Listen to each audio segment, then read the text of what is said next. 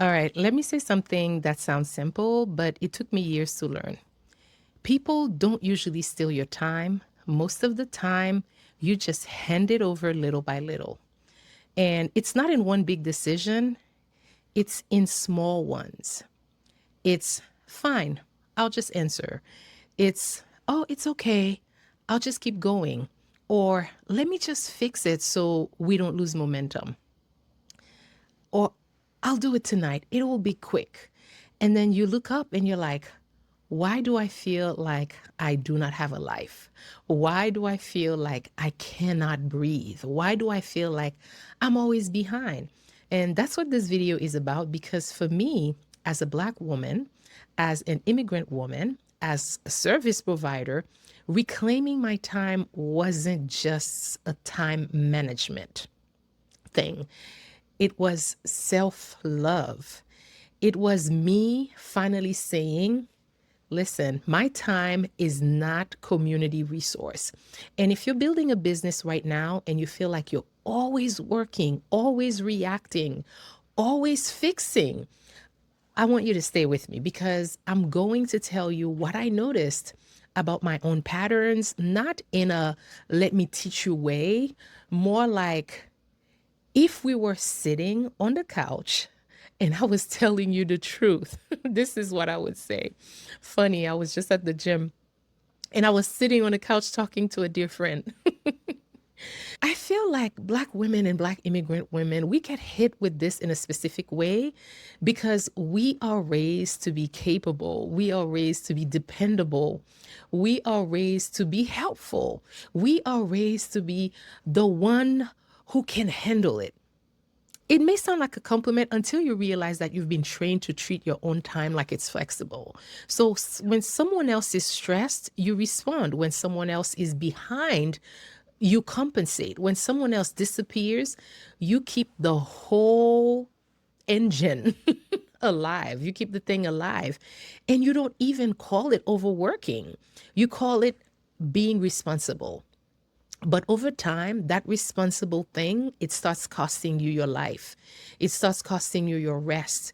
It starts costing you your health. It starts costing you your creativity. It starts costing you your patience. It starts costing you your joy. And it's subtle, so you don't notice it until you are exhausted. So let me paint a scene that I know so many service provider will recognize. Picture that you're working on a project and you're waiting on one thing to be approved by your client. You just need them to say yes to the direction that you're already taking. And then they go quiet. They go quiet for a day. They go quiet for 2 days. They go quiet sometimes for a week. And you have this moment where you're like, okay, I can either hit pause on this project or I can keep going so that we do not lose momentum. And because you're a good person, because you're a responsible person, you choose to keep going. So you build the next part, you prepare the next step, and then you try to be proactive. And then they come back, and the first message is always the same vibe. Hey, sorry, life has been crazy. And then boom. Guess what? We are taking a new direction. Or guess what? I had a new idea. Guess what? You know what? I don't like this one anymore. I have a new preference now. Now, the thing that you built while they were gone, it just doesn't fit anymore. So you find yourself redoing work.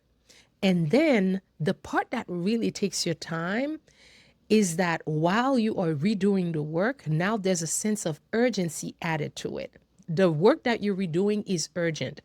Now it's, can we get this done by Monday? Can we lunch this week? I need this now. So what happens? Your weekend now disappears, not because you planned to work, but because you were trying to be helpful earlier. And I had to admit something that was very uncomfortable. That rush It wasn't random. I trained it. I trained it when I kept going without a checkpoint. I trained it when I didn't make approval the gate. I trained it when I treated silence like a sign to keep producing. And once I saw that, I couldn't unsee it anymore because I realized that if I don't protect my time, I will always be the one paying for someone else's delay. Here's another scene. You start building something and the project has a shape. Everybody agrees that this is where we are going with the project. Cool. Then midway through, something shifts. The goal shifts, the message shifts, or the plan shifts. So, what do you do as the responsible person? You adjust because you're like, okay, this is business. But then it happens again and again. And at a certain point, you realize that I'm not building anymore, I'm rebuilding. And rebuilding is something that can be very expensive. And it's not expensive just in hours, it's also expensive in brain energy because creating something once, it's one thing. But recreating it 3 times because the target keeps moving, that is something that drains you. And that's when I started noticing something about myself. I didn't have a pause and a reapprove moment. I didn't have a clear stop here, confirm this, then we move. So the project kept shape shifting and I kept adapting because I do not want to be difficult. I didn't want to be too strict. I didn't want to make them uncomfortable. So I absorbed the chaos. And I'm telling you this because if you're listening and you're thinking, why do I keep rebuilding things? It might not be because the client is bad, not at all. It might be because the project doesn't have edges. No edges, it means everything leaks. And time is always the first thing that ends up leaking. So let's talk about the part that nobody wants to say out loud, the emotional part. Sometimes what wears you out isn't even the tasks, it's the energy around the tasks. You ever work with someone where the project isn't just a project? It's a mood, it's stress, and sometimes it's panic. So you're not just doing your work, you're managing the temperature of the whole situation. And it starts looking like you get a long message that's basically fear. They're spiraling, they're second guessing everything. Sometimes they need reassurance more than decisions. And because you're a kind person, you respond. You calm them down, you hold them up, you give them words, and then you get off the call and you feel drained. You don't feel tired. You're drained. Like you gave away your nervous system. And that's when I had to face the truth. My job is to hold the plan. My job is not to become somebody's emotional support line on demand. And that's not cruelty. That's what sanity looks like. Because I cannot build anything sustainable if I'm always regulating someone else's fear. And here's the part that made me take my power back. I realized that I wasn't just helpful, I was auditioning. I was trying to prove that I was worth the money by giving extra access, extra replies, extra flexibility, extra work. Because somewhere in my mind, I honestly believe that if I'm easy, they'll keep me. If I'm fast, they'll respect me. If I over deliver, they'll appreciate me. But reality, that trained expectations I didn't want. I trained people that my time was always available. And the real cost wasn't even the hours. The cost was what it did to my life outside work. Because I'd finish a day and then I realized, wait a minute, I didn't eat well. I didn't move my body. I didn't rest. I didn't think. I didn't meditate. I didn't create. I didn't even feel like myself. That's when I realized I wasn't busy. I was being consumed. And I don't want that life. Now, let me tell you about the moment reclaiming my time starting to feel real. It was the gym. It was me putting my phone on do not disturb, not because I was trying to make a point, but because I was tired. And I remember thinking, for the next 2 hours, I just want to not be available to anybody. And that sentence used to trigger guilt, just not being available. But this time, you know what? It did not. This time it felt like relief. And then I realized something. The world didn't fall apart because my phone was on Do Not Disturb for 2 hours. Nothing exploded. There was no emergency that happened. And you know what? The most important thing is that the right people, they waited. And I sat there like, wait.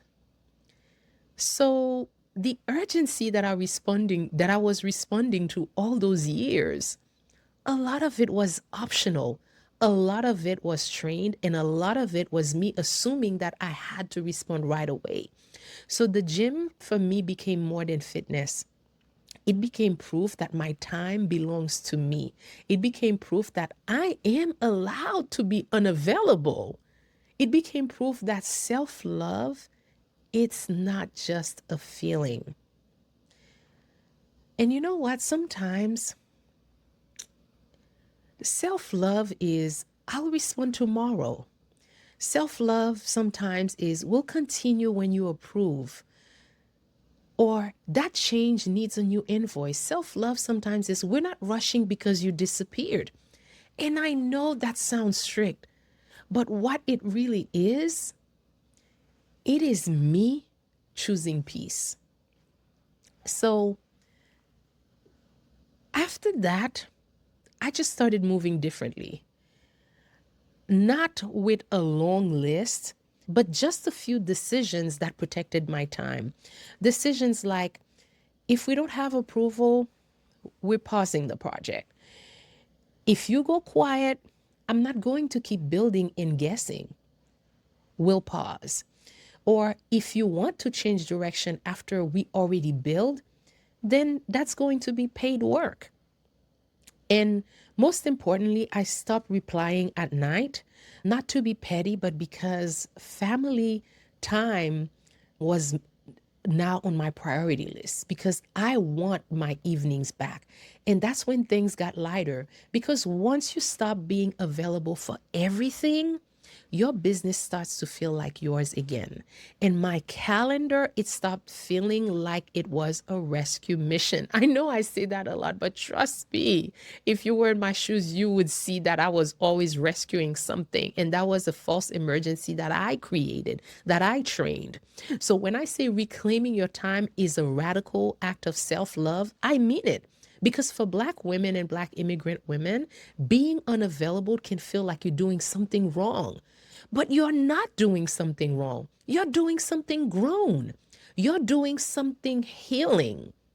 You are building a life where your business actually supports you, not consumes you. And if you feel that your business is leaking time in ways that you can't even name yet, that's literally what my audit and roadmap offer is for. And it's not just your business that does that to you. You can have a 9 to 5 and you do the same thing. So my audit roadmap, it doesn't just fix your funnel. It helps you find the leaks. It helps you tighten the container so that you can work and then live your life. All right, this was day 57. I'm Webley. I show up here daily imperfect on purpose so that Black women, especially immigrant Black women, they see proof that you can start ugly and you can skip the tech drama and build your next stream of income online If this helps you, subscribe because I will definitely be back tomorrow. Bye.